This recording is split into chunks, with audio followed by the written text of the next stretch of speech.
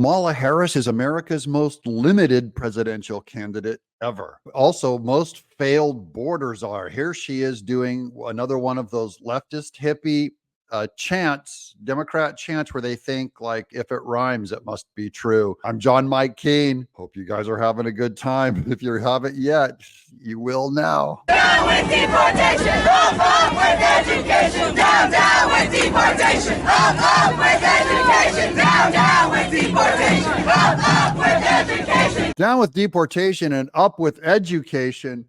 Any liberal slang you can just throw into a blender and then regurgitate it back out. That's Katherine Harris with her husband, Doug Harris, at some weirdo leftist rant with pseudo bizarre stolen racist valor. Jesse Smollett, the actor, because they want apparently more education is the answer to everything.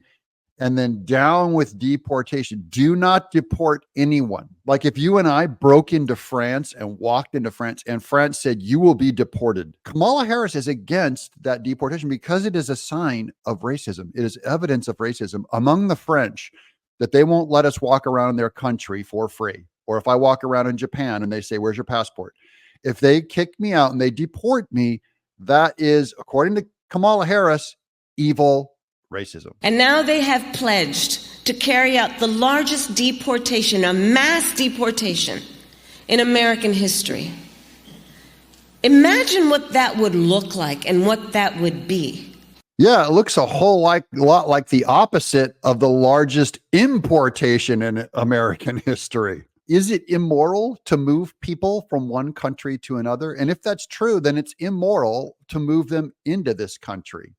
It's not the movement that's the problem. It's the premises that it was illegal, that they weren't actually people in distress, that America's job is not to, though we are the greatest country in the world's history, perhaps in the world's history, the greatest country, that does not mean everyone has a right to be here. I'm sorry, go fix you. You have to fix your country. You can't just come here. Hi, my name is Sally Hartman. I'm a volunteer with the Center for Worker Justice. Okay. I want to know, when you become president, would you be committing to close immigration detention centers? Absolutely, on day one.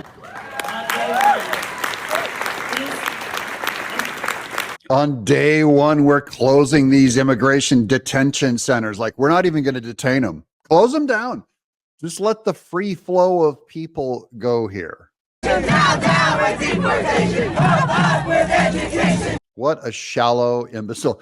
Here's Colin Rugg. I'm just going to skip down to the bottom there. The development comes as Harris continues to try and convince Americans that she is strong on the border, despite letting in 15 million illegals as the borders are. Meanwhile, they're telling Joe Biden, this is proof that his staff said, do not allow little girls on stage with Joe Biden. He's in trouble. You know, I thought when I got to be president, I'd get to do things that I wanted to do, but my staff tells me what I can't do, but I'm going to do it anyway. All the young women, young kids out there that are out there, come on up and do this when we stand behind me when we do this. Come on. I'm going to disobey my staff, even though my staff said no little women on stage. That's how they can't even protect this creep. They can't let him out in public. They got to keep this guy hidden. He's not going to do any serious policy, anything in public again. This is all just window dressing and photo ops, guys. He is not the president. He is not in charge. He is the president in name only. He's a Pino. President in name only. There you go. You heard it here first. Hashtag Pino. I'm John Mike Keane.